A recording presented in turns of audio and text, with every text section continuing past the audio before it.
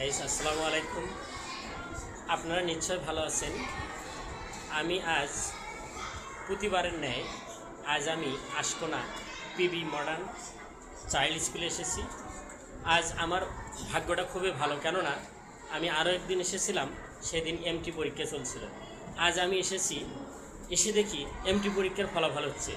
আমি খুবই খুশি, আনন্দিত, কেননা এই স্কুলের ছাত্রীগুলো এত ভালো রেজাল্ট করবে আমি স্বপ্নও ভাবিনি। আজ আমি দেখেছি গণিত পরীক্ষায় তারা 100% ভিতরে 100%ই 20-এ 20 পেয়েছে, অর্থাৎ গোল্ডেন এ প্লাস যাকে বলে, 100-র ভিতরে 100ই পেয়েছে। আপনারাও জেনে খুবই আনন্দিত হবেন। দেখেন ছাত্রীগুলো সবাই আমার দিকে তাকিয়েছে, ভি চিহ্ন দিয়ে দেখছেন, আঙ্গুল তুলে তাকিয়েছে। তারা খুবই ভদ্র, নম্র, মার্জিত, খুবই ভালো, লেখাপড়াতেও ভালো।